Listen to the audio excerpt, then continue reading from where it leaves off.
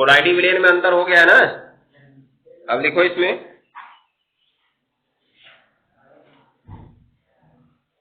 कोलाइडी विलयन बनाने की विधियां। कोलाइडी विलयन बनाने की विधियां। कोलाइडी विलयन बनाने की विधियां।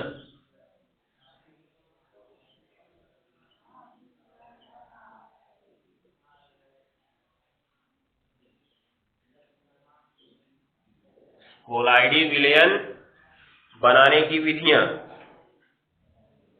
हो गया। तो अब देखो कोलाइडी विलयन हमने देखा दो प्रकार का था, एक द्रव स्नेही और दूसरा द्रव विरोधी। ठीक है।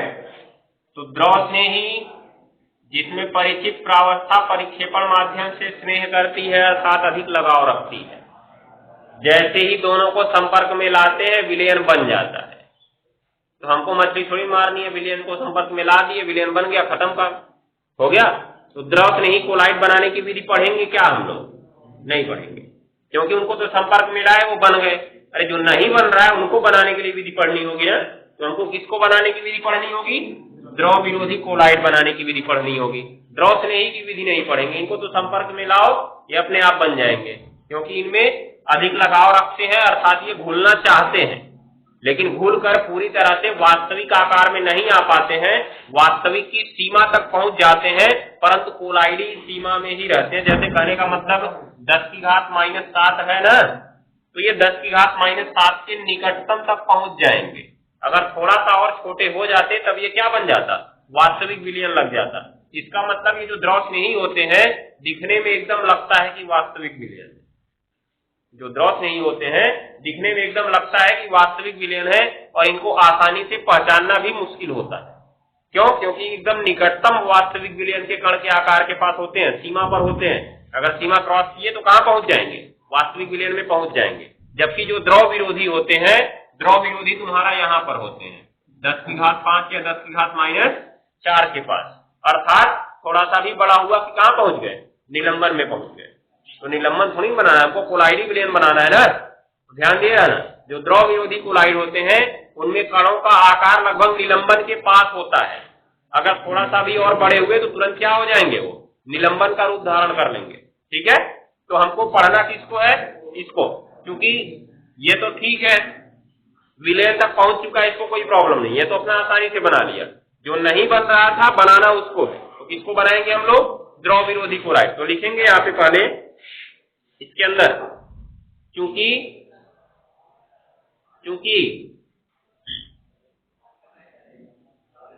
द्रव स्नेही कोलाइडों में, क्योंकि द्रव स्नेही कोलाइडों में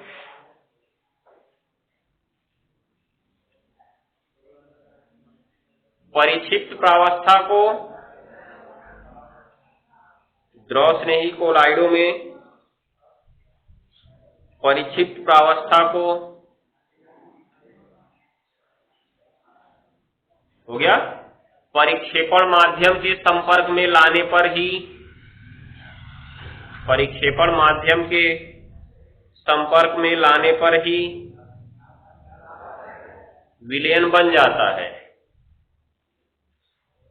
संपर्क में लाने पर ही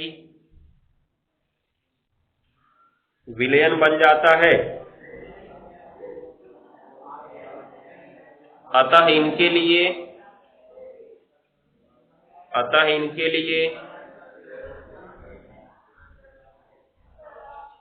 किसी विशेष विधि का अध्ययन नहीं करते हैं। अतः इनके लिए किसी विशेष विधि का अध्ययन नहीं करते हैं।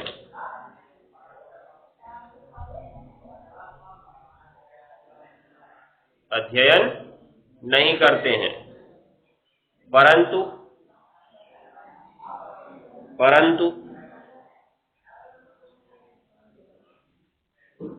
द्रव विरोधी कोलाइड, परंतु द्रव विरोधी कोलाइड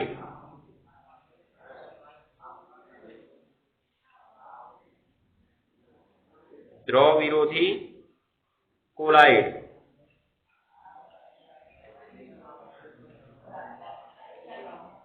हो गया। द्रव विरोधी कोलाइड आसानी से नहीं बनते हैं। द्रव विरोधी कोलाइड आसानी से नहीं बनते हैं। हो गया। अतः इनके निर्माण के लिए विशिष्ट विधियों का प्रयोग किया जाता है। अतः इनके निर्माण के लिए विशिष्ट विधियों का प्रयोग किया जाता है। अतः इनके निर्माण के लिए विशिष्ट विधियों का प्रयोग किया जाता है। तो द्रव स्नेही तो बनाना नहीं है, द्रव विरोधी बनाना है। अब कई विधि से बना सकते हैं। लिखो, क्या लिखिए? विशेष विधियों का प्रयोग किया जाता है। हो गया। कुछ प्रमुख विधियां निम्न हैं। काली पेन से लिखना, कुछ प्रमुख विधियां निम्न हैं। कुछ प्रमुख विधियां निम्न हैं। लिखवाएंगे वही जो इंपॉर्टेंट होगा।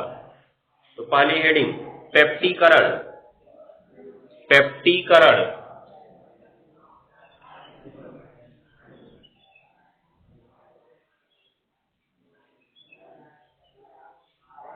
हो गया। अभी कल हम लोग एक नया शब्द सीखे थे, क्या? स्कंदन। कहां पर? कल का शब्द हमने स्कंदन किस पॉइंट में सीखा था? जब द्रव स्नेही और द्रव विरोधी कोलाइड में अंतर पड़ रहे थे, तो जो विद्युत अपघट्य मिलाने का प्रभाव था। किसका प्रभाव था? विद्युत अपघट्य मिलाने का प्रभाव। अर्थात देखो, कोलाइडी विलयन हमारे पास बर्तन में है। कौन सा विलयन है जी? चर्चा किए थे, थोड़ी विस्तार से चर्चा किए थे। इसमें हमने मिला दिया किसको जी? विद्युत अपघट्य को मिला दिया ना। तो इनके कणों का जो आवेश होता है वो समाप्त हो जाता है और कण पास पास आकर बड़े कण का रूप धारण करके नीचे बैठ जाते हैं, अर्थात अवक्षेपित हो जाते हैं। विलयन में न घुलना और अंततः नीचे बैठ जाना अवक्षेपण कहलाता है। ये बहुत पहले से जानते हो। उसी अवक्षेपण को यहाँ पे स्कंदन नाम दिया जाता है। क्या नाम दिया जाता है? स्कंदन। ये ध्यान दिए रहना। तो अब यहाँ पे हमको पढ़ना, आप सोच रहे होंगे पेप्टीकरण मतलब कोलाइडी विलयन बनाना है, तो उसका स्कंदन क्यों पढ़ रहे हैं? क्योंकि जो पेप्टीकरण की विधि है इस स्कंदन का ठीक उल्टा है। मतलब स्कंदन जान लिए तो समझो पेप्टीकरण जान लिए, या पेप्टीकरण जान लिए समझो स्कंदन जान लिए। ठीक है ना? स्कंदन हमने क्या जाना? क्योंकि स्कंदन पहले जानते हैं, इसलिए स्कंदन के आधार पर इसको हम समझते हैं। स्कंदन में हमने क्या देखा कि कोलाइडी विलयन में विद्युत अपघट्य मिलाओ, कोलाइडी विलयन अवक्षेपित हो जाएगा। होगा ना? तो पेप्टीकरण में क्या होगा? अवक्षेप में विद्युत अपघट्य मिलाओ तो क्या बन जाएगा? कोलाइडी विलयन बन जाएगा। हो जाएगा ना? क्या काम करना है हमें? स्कंदन का ठीक उल्टा इसकी परिभाषा पढ़ देंगे। क्या? कि जब ताजे बने अवक्षेप में, ताजा बना के प्रयोग करना है, क्योंकि अगर कुछ देर तक तुमने रख दिया तो हो सकता हो किसी दूसरे पदार्थ का अधिशोषण कर ले। हो सकता है, या कोई दूसरा मिल गया उससे जुड़ के बंध बना ले। इसीलिए हम लोग ताजा बनाते हैं और तुरंत प्रयोग करते हैं। अर्थात जैसे ही अवक्षेप बनेगा उसको निकाल के तुरंत प्रयोग कर सकते हो। अब अवक्षेप जरूरी नहीं कि कोलाइडी विलयन से बना अवक्षेप ही लाओ, कहीं से भी तुम बना अवक्षेप ला सकते हो। जैसे हम लोगों ने एक अभिक्रिया कॉमन रूप से, तुम लोग 10 में सबसे पहले कॉमन रूप से यही पढ़े होंगे, ये AgNO3, चाहे 11 में भी इसको पढ़ाए थे, प्लस NaCl, तीर के बाद AgCl प्लस क्या? NaNO3। देखो ये AgCl बना कि नहीं बना अवक्षेप इसका? तो अवक्षेप जैसे ही बना हम इसका प्रयोग कर लेंगे, मतलब रखना नहीं है कुछ देर तक, हो जाएगा। इसीलिए ताजा बना अवक्षेप कहा गया। तो ताजे बने अवक्षेप में क्या मिलाने पर? विद्युत अपघट्य, या इसका नाम विलायक भी हो सकता है, क्योंकि ये तो तुम्हारा विलय का ही काम करेगा ना। होगा कि नहीं होगा? और इसको हम क्या कह सकते हैं? विलायक। तो किसी विद्युत अपघट्य में या विलायक में मिलाकर कौन सा विलयन बनाने की प्रक्रिया? कोलाइडी विलयन बनाने की प्रक्रिया क्या कहलाती है? पेप्टीकरण कहलाती है। तो स्कंदन क्या था? विद्युत अपघट्य मिलाकर कोलाइडी विलयन का स्कंदन करना, और जबकि पेप्टीकरण क्या था कि ताजे बने अवक्षेप में विद्युत अपघट्य मिलाकर कौन सा विलयन बनाना? कोलाइडी विलयन बनाना। हो गया ना? ये काम करना है हमको। पेप्टीकरण में लिखो परिभाषा फटाक से लिखो। यह स्कंदन की विपरीत प्रक्रिया है। यह स्कंदन की विपरीत प्रक्रिया है।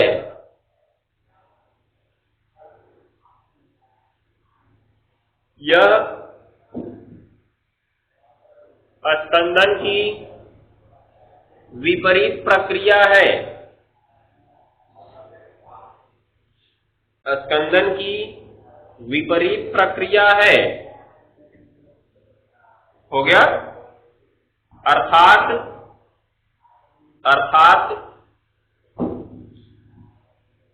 हो गया, किसी पदार्थ के ताजे बने अवक्षेप को, किसी पदार्थ के ताजे बने अवक्षेप को, किसी पदार्थ के ताजे बने अवक्षेप को, हो गया, ताजे बने अवक्षेप को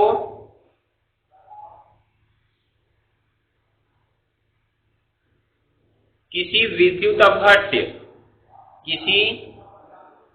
अपघट्य या विलायक में मिलाकर, किसी विद्युत अपघट्य या विलायक में मिलाकर, किसी विद्युत अपघट्य या विलायक में मिलाकर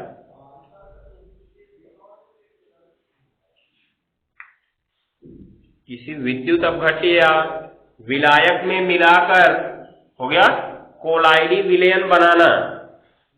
कोलाइडी विलयन बनाना पेप्टीकरण कहलाता है। पेप्टीकरण कहलाता है। पेप्टीकरण कहलाता है। हो गया? नीचे सिंगल इंडिकेट पॉइंट। पेप्टीकरण के लिए मिलाया गया पदार्थ पेप्टीकारक कहलाता है। पेप्टीकरण के लिए मिलाया गया पदार्थ पेप्टीकारक कहलाता है। जैसे कल हमने अस्थाई कारक एक नाम पढ़ा था ना, तो समझ लो वो अस्थाई कारक पेप्टीकारक ही है यहाँ पे, क्योंकि अस्थाई कारक क्या करता है? विलयन को अस्थाई प्रदान करता है ना, अस्थायित्व। पेप्टीकारक भी यहाँ क्या कर रहा है? कोलाइडी विलयन बनाने का कार्य कर रहा है। ध्यान दिए रहना। तो पेप्टीकरण के लिए मिलाया जाने वाले पदार्थ पेप्टीकारक कहलाते हैं, पेप्टीकारक कहलाता है। हो गया ना? जैसे FeOH थ्राइस, जैसे FeOH थ्राइस के ताजे बने अवक्षेप, FeOH थ्राइस के ताजे बने अवक्षेप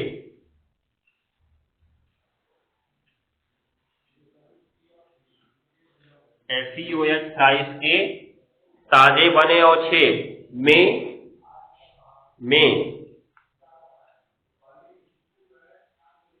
FeCl3 का विलयन मिलाने पर, FeCl3 का विलयन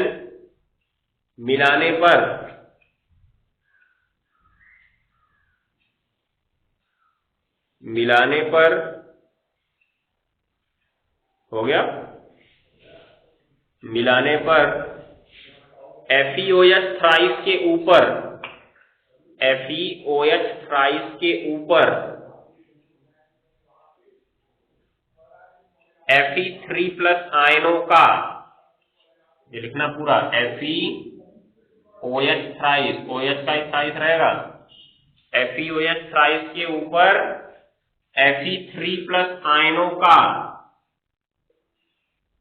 Fe3+ आयनों का कोष्ठक में लिख देना विद्युत अपघट्य से प्राप्त, जो तुमने मिलाया विद्युत अपघट्य से प्राप्त, विद्युत अपघट्य से प्राप्त हो गया, अधिशोषण हो जाता है, अधिशोषण हो जाता है, जिससे इन कणों पर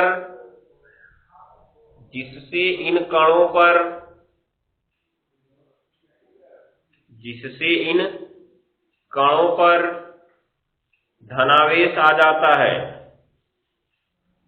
जिससे इन कणों पर धनावेश आ जाता है, जिससे इन कणों पर धनावेश आ जाता है। हो गया। और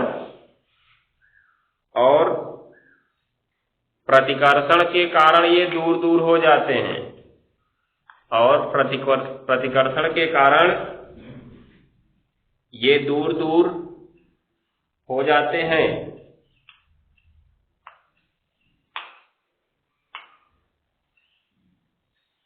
हो गया। तथा कोलाइडी विलयन बना लेते हैं, कोलाइडी विलयन बना लेते हैं। कहने का मतलब देखो, जो अवक्षेप बना हुआ था बर्तन में ऐसे नीचे, तो इसमें तुम देख रहे होगे कि सभी कण ऐसे पास पास दिख रहे हैं ना, दिखाई दे रहा है नहीं दिखाई दे रहा है? क्यों पास पास है? क्योंकि इनके ऊपर अभी कोई आवेश नहीं है, उदासीन है, इनके बीच ससंजन बल काम किया, जुड़ गए। अगर किसी भी प्रकार से इनके ऊपर आवेश ला दिया जाए, जैसे ही आवेश आएगा, तो क्योंकि सबकी प्रकृति एक समान है, एक कण जो अपने ऊपर आवेश अधिशोषित करेगा, वैसा ही आवेश अपने ऊपर सभी कण अधिशोषित करेंगे। ऐसा नहीं होगा कि आधे धनावेश अधिशोषित करेंगे, आधे ऋणावेश, क्योंकि सबकी प्रकृति एक समान है। और जब सबकी प्रकृति एक समान है, तो सब काम भी एक समान करेंगे। तो किसी भी प्रकार से अगर इन पे आवेश ला दिया जाए, तो फिर से इनमें प्रतिकर्षण होने लगेगा। क्यों? क्योंकि आवेश आएगा तो समान आवेश आएगा, और समान आवेशों के बीच क्या होने लगता है? प्रतिकर्षण होने लगता है। और जैसे ही प्रतिकर्षण होगा, ये सारे फिर एक दूसरे से दूर भाग जाएंगे। भागेंगे नहीं भागे? और दूर भागे तो फिर देखो कोलाइडी विलयन बन गया, तैरने लगे विलयन में। जो नीचे बैठे थे वो फिर विलयन में तैरने लगे। हो गया ना? तो हुआ क्या इसमें कि हमको बनाना था FeOH था, तो FeOH में हमने मिलाया FeCl3, तो इसका जो Fe3+ आयन है, इसके ऊपर आके अधिशोषित हो जाता है। अब ये किस कारण से अधिशोषित होता है, अभी देखो आगे वर्णात्मक अधिशोषण सिद्धांत होगा तब समझाएंगे, नहीं होगा तब कोई बात ही नहीं है। तो Fe3+ यहाँ पे आ गया, इधर भी आ गया, और उसके बाद इधर भी आ गया, और इधर भी आ गया। तो यहाँ पे संपूर्ण कण पर देख रहे हो कि कैसा आवेश आ गया है। अब वास्तव में उस पर धनावेश या ऋणावेश नहीं था। जो यहाँ पे कोलाइडी कण थे, इनमें वास्तव में धनावेश या ऋणावेश नहीं होता है। जो हमने विद्युत अपघट्य मिलाया है, वो आके इस पर अधिशोषित होते हैं, तब जाके हमको आवेश दिखता है उससे। अब जब इस पे चिपक गए, तो ऐसे ही मान लो दूसरा भी FeOH का कण, जो पहले दोनों आपस में चिपके हुए थे। कैसे? जब कोई आवेश नहीं था, तो FeOH ये वाला और FeOH ये वाला कुछ इस प्रकार से दिख रहा है कि नहीं दिख रहा है? क्योंकि कोई आवेश नहीं है। आवेश नहीं तो आसानी से पास पास आके जुड़ेंगे, क्योंकि इनके बीच कौन सा बल कार्य करेगा? ससंजन बल कार्य करेगा। समान पदार्थ के अणुओं के बीच कौन सा बल कार्य करता है? ससंजन बल। तो इनके बीच ससंजन बल कार्य करेगा। उसके बाद अब देखो, जब हमने FeCl3 मिलाया, तो ये Fe3+ आयनों का वर्णात्मक अधिशोषण करते हैं, अर्थात कहें तो चयनात्मक अधिशोषण करते हैं। इनकी प्रकृति होती है, ये जो लिया गया पदार्थ ना, इनकी प्रकृति होती है कि विद्युत अपघट्य के आयनों का चयनात्मक अधिशोषण करना। या तो धनावेश का अधिशोषण करेंगे, या तो ऋणावेश का अधिशोषण करेंगे। इसलिए जब हम धनात्मक कोलाइड और ऋणात्मक कोलाइड पढ़ रहे थे, उसमें हमने कुछ एग्जाम्पल्स बताए, और पहले एग्जाम्पल में धनात्मक कोलाइड में हमने पढ़ा था धातु हाइड्रोक्साइड पढ़े थे। तो जो धातु के हाइड्रोक्साइड होते हैं, अपने ऊपर किसका अधिशोषण करते हैं?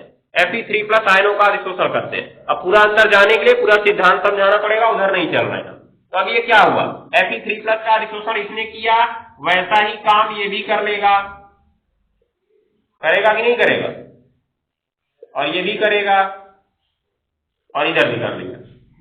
अब देख रहे हो, अब दोनों पास पास आना चाहेंगे जैसे ही, तो ये धनावेश और ये धनावेश एक दूसरे को क्या कर देगा, प्रतिकर्षित कर देगा। वास्तव में Fe के कण एक दूसरे को नहीं प्रतिकर्षित कर रहे हैं, प्रतिकर्षण कौन कर रहा है एक दूसरे को, Fe3 प्लस आयन प्रतिकर्षण कर रहे हैं, लेकिन ये दोनों जुड़ किससे चुके हैं, Fe3 प्लस आयन को अपने ऊपर अधिशोषित कर चुके हैं ना, इसलिए अगर ये प्रतिकर्षित हुआ तो कण भी भाग जाएंगे दूर दूर। हो गया, जो कण अभी तक आपस में चिपके हुए थे Fe3 प्लस आयन के अधिशोषण के कारण ये दूर दूर हो गए, और जब दूर दूर हो गए फिर इस तरह से किस अवस्था में आ गए, कोलाइडी अवस्था में आ गए, कोलाइडी विलयन बन गया। अब जो स्कंदन होता है, स्कंदन क्या करता है, फिर ध्यान देना, स्कंदन के लिए हम एक नया विद्युत अपघट्य मिलाते हैं। क्या मिलाते हैं, नया विद्युत अपघट्य। अब जो नया विद्युत अपघट्य मिलता है उसमें भी तो धनावेश और ऋणावेश होंगे, होंगे कि नहीं होंगे। मान लो हमने इसमें HCl ही मिला दिया, HCl ना मिला के HCl ही मिला दो। अगर हम HCl मिलाएंगे तो H प्लस और क्या रहेगा, Cl माइनस, तो ये क्या होगा, Cl माइनस अब जाएगा इस Fe3 प्लस से जुड़ने लगेगा। किससे जुड़ेगा जी, अब H प्लस नहीं जाएगा क्योंकि धनावेश तो धनावेश को प्रतिकर्षित कर देगा ना, जो Cl माइनस जाएगा इसके ऊपर अधिशोषित होने लगेगा, अर्थात इससे जुड़ने लगेगा, और जब इससे जुड़ने लगा तो इसका धनावेश धीरे धीरे क्या होने लगेगा, खत्म होने लगेगा, होगा ना। और जब धनावेश खत्म हो गया तो कण फिर से क्या हो गए, उदासीन हो गए, फिर उदासीन हुए, फिर पास पास आएंगे, और पास पास आएंगे जुड़ेंगे, फिर से क्या हो जाएगा, स्कंदन हो जाएगा। मतलब विद्युत अपघट्य दोनों काम करता है, आवेश लाने का भी काम करता है और आवेश को खत्म करने का भी काम करता है। ठीक है, ये ध्यान देना, जो आवेश लाया गया ये आवेश आता है वर्णात्मक अधिशोषण सिद्धांत से, और जो आवेश खत्म किया गया वो आवेश खत्म होता है हार्डी-सुलजे के नियम से। समझ गए, तो हार्डी-सुलजे का नियम भी शायद आगे है, क्योंकि अवक्षेपण की विधि पढ़ेंगे तब वहां पे होगा, लेकिन शायद वर्णात्मक अधिशोषण सिद्धांत खत्म कर दिया है, देख रहे हैं मिल जाएगा, पढ़ा रहे हैं। चलो हो गया, पेप्टिकरण लिख लिए, कहां तक लिखे जी, कहां तक लिखे इसमें, बस ठीक है, हो गया। क्या लिखे, कोलाइडी विलयन बना लेते हैं, जो धनात्मक कोलाइड होता है। क्यों जी, क्योंकि कण के ऊपर कैसा आवेश आया है, धनावेश आया। जो धनात्मक कोलाइड होता है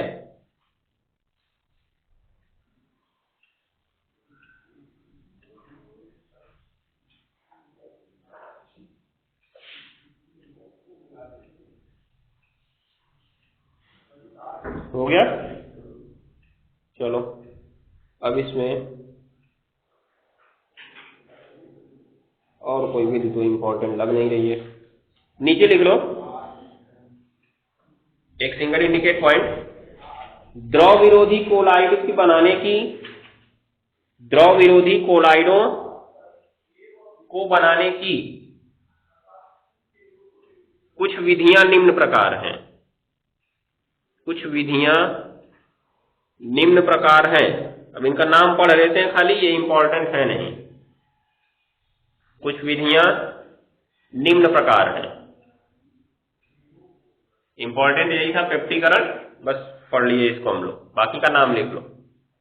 निम्न प्रकार है, पहला नंबर यांत्रिक परिक्षेपण, यांत्रिक परिक्षेपण, ये सब लोग प्रयोग किए होंगे।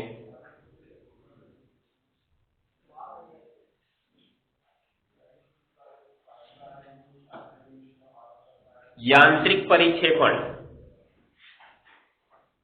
अब किसी भी यंत्र के द्वारा, किसी भी यंत्र के द्वारा हो गया, परिक्षिप्त प्रावस्था के कणों को पीट कर कोलाइडी अवस्था में ला दिया जाए तो वो कहलाता है यांत्रिक परिक्षेपण। तो तुम लोग घर में किस यंत्र का प्रयोग करते हो पीसने के लिए?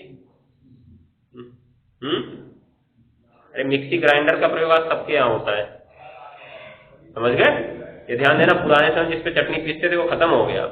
अब मिक्सी निकाले, पानी डाले, टमाटर चटनी डाले, उसमें हो गया, पीस दिया, खत्म काम। उसको कोलाइडी विलयन नहीं बनाया गया, वास्तविक विलयन थोड़ी ना बना था वो, कोलाइडी विलयन नहीं बना, उसमें जल तुम्हारा परिक्षेपण माध्यम था और उसमें तुमने किसको किसको मिला दिया, टमाटर मिर्चा धनिया सब मिला दिए, हो गया, पीस दिए, खत्म कर, हुआ कि नहीं हुआ। तो उसमें परिक्षिप्त प्रावस्था कौन हो गया, टमाटर हो गया, मिर्चा हो गया, और जो परिक्षेपण माध्यम था वो कौन हो गया, जल हो गया। तो जो यांत्रिक परिक्षेपण होता है, विभिन्न यंत्रों के द्वारा परिक्षिप्त अवस्था के कणों को पीस कर कोलाइडी अवस्था में ले आना क्या कहलाता है, यांत्रिक परिक्षेपण कहलाता है। तो इंपॉर्टेंट है नहीं, कोई चीजें हमने इसमें नया पढ़ा नहीं, बस पीस दिए, तो इसमें कौन सा नया पढ़ेंगे। ऐसा तो है नहीं मिक्सी की संरचना पढ़े नहीं है कि मिक्सी संरचना पढ़ के बताओ कैसा था, बस पीसना था, पीस लिए, कौनो यंत्र लगा लो, ईंट पीस दो, नीचे लिखो। दूसरा नंबर जल अपघटन। जल अपघटन, तो कुछ पदार्थों का जल अपघटन, जल अपघटन तो एक रासायनिक क्रिया है। जल के द्वारा किसी भी पदार्थ की क्रिया क्या कहलाती है, जल अपघटन कहलाती है। ये भी कोई विशेष चीज नहीं है, जल के द्वारा क्रिया करा दो, कोलाइडी विलयन बन गया तो ठीक, नहीं बना तो नहीं ठीक, हो गया। अगला नंबर ऑक्सीकरण, अगला नंबर अपचयन। तो ऑक्सीकरण अपचयन भी जानते हो, तो ये इसमें कोई नई चीज थी नहीं, इसलिए इसको हम लोग नहीं पढ़ेंगे। ऑक्सीकरण और अपचयन अलग अलग लिखो, चाहे कम लिख लो, कौनो लिख लो, हो गया ना। अब ये तो कोलाइडी विलयनों के निर्माण की विधि हो गई। अब देखो, निर्माण जब हुआ कुछ अशुद्धि भी होगी उसमें, होगा कि नहीं होगा, कोलाइडी विलयन में कुछ अशुद्धियां भी तो होंगी।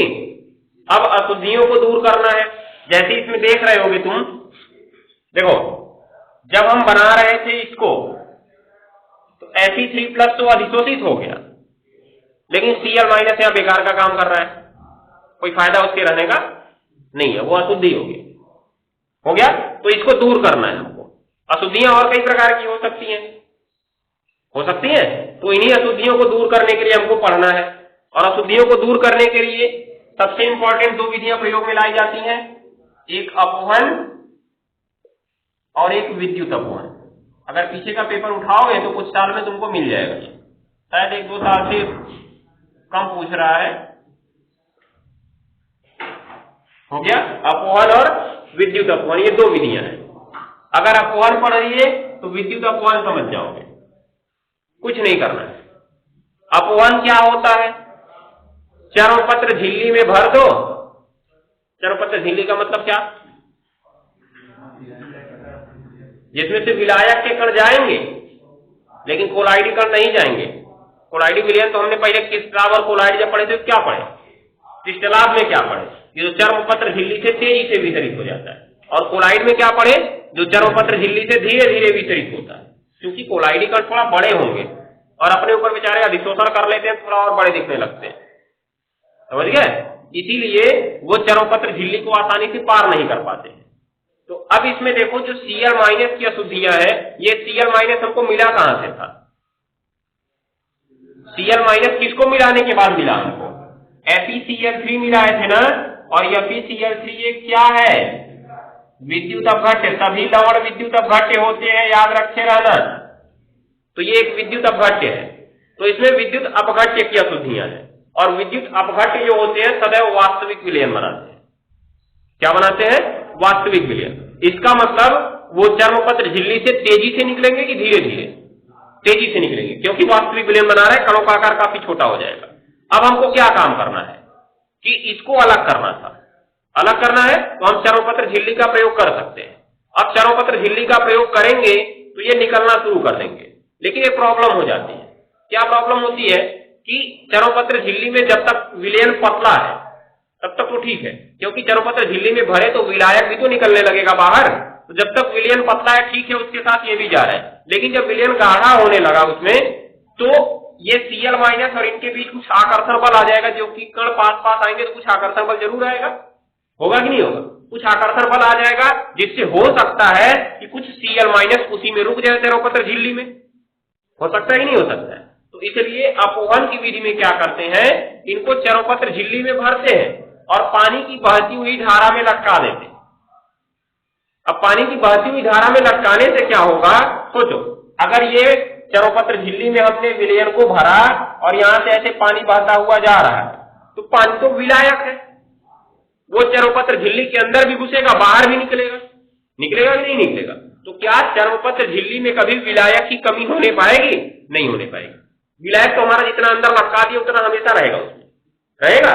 अब उसके बाद जितने Cl माइनस है, इधर से पानी घुसा, Cl माइनस को पकड़ा, लेके निकालता गया निकालता गया निकालता गया।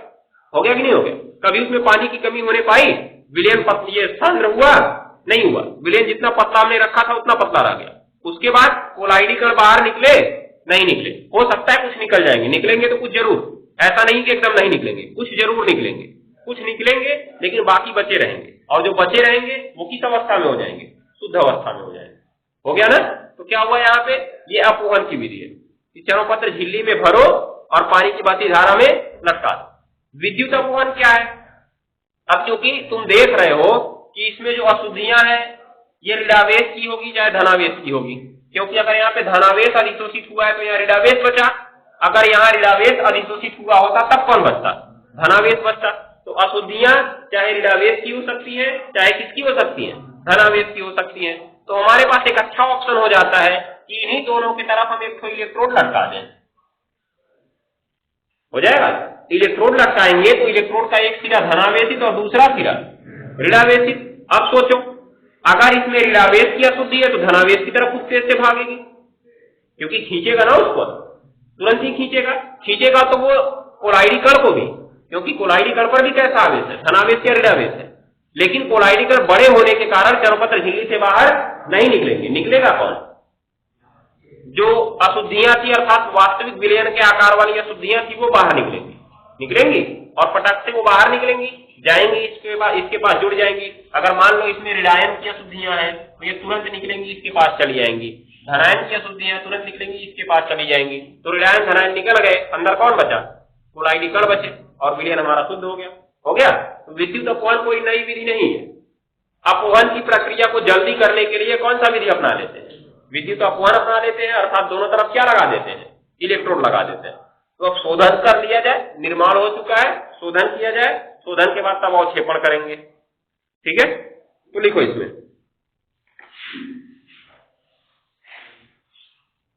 क्या लिखोगे? हेडिंग लिखो, कोलाइडी विलयनों का शोधन। कोलाइडी विलयनों का शोधन। कोलाइडी विलयनों का शोधन।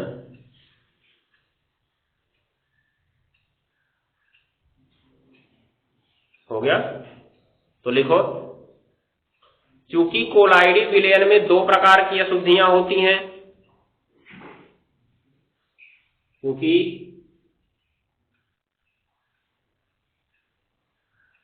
कोलाइडी विलयन में दो प्रकार की अशुद्धियां होती हैं,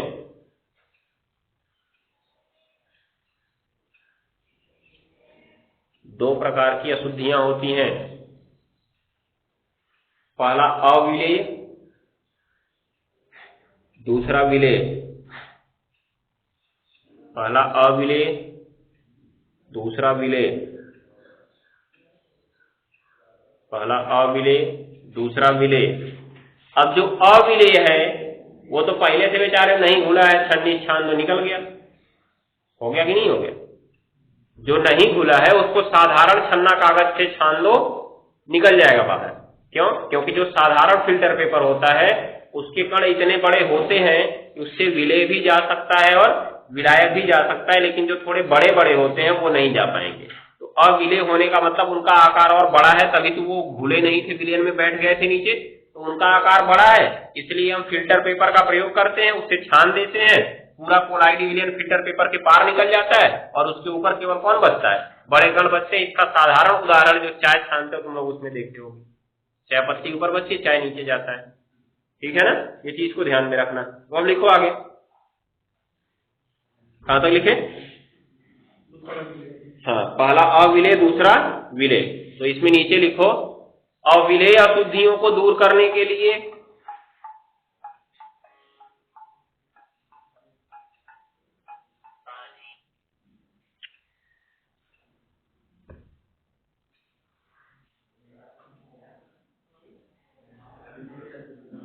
फिल्टर पेपर अविलेय अशुद्धियों को दूर करने के लिए फिल्टर पेपर का प्रयोग करते हैं। फिल्टर पेपर का प्रयोग करते हैं। फिल्टर पेपर का प्रयोग करते हैं जिससे अशुद्धियां ऊपर रह जाती हैं और विलयन नीचे चला जाता है। जिससे अशुद्धियां ऊपर रह जाती हैं और विलयन नीचे चला जाता है।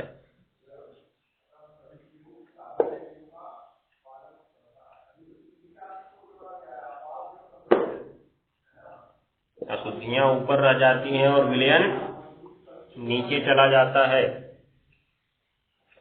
हो गया ना?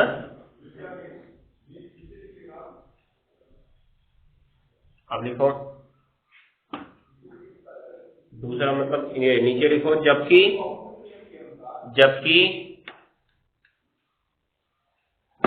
विलयशील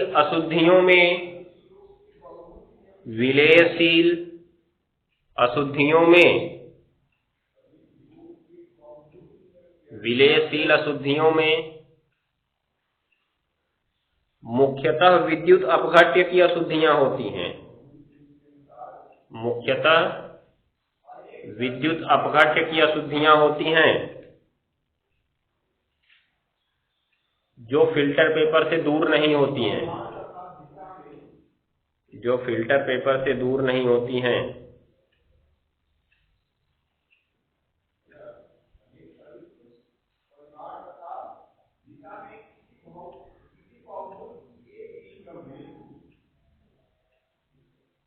हो गया जी?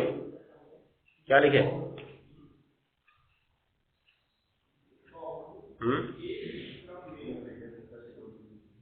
अतः इनको दूर करने के लिए निम्नलिखित विधियां प्रयोग में लाई जाती हैं।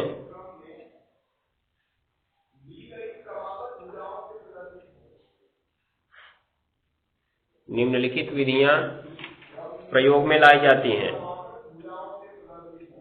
हो गया?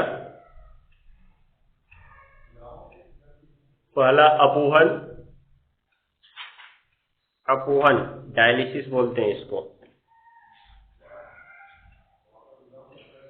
अपोहन डायलिसिस। इंग्लिश लिखना चाहिए, क्या हिंदी लिख रहे हैं? DIALYSIS।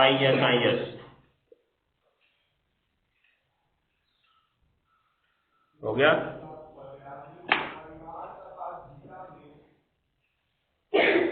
इसके अंदर लिखना शुरू करो। हेडिंग लिखे हो, नाम लिखे हो?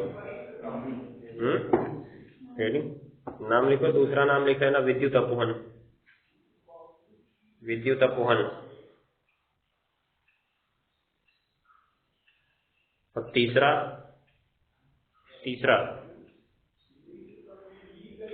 अति सूक्ष्म फिल्टरन या निस्यंदन भी कहते हैं। अति सूक्ष्म फिल्टरन या निस्यंदन। अति सूक्ष्म फिल्टरन या निस्यंदन भी कहते हैं इसको। तो ये कोई खास विधि नहीं है। इसमें एक विशेष प्रकार के फिल्टर, नाम से ही स्पष्ट फिल्टरन है, तो एक विशेष प्रकार के फिल्टर पेपर का प्रयोग करते हैं जिससे विलायक के कण तो चले जाते हैं परंतु कोलाइडी कण नहीं जा पाते।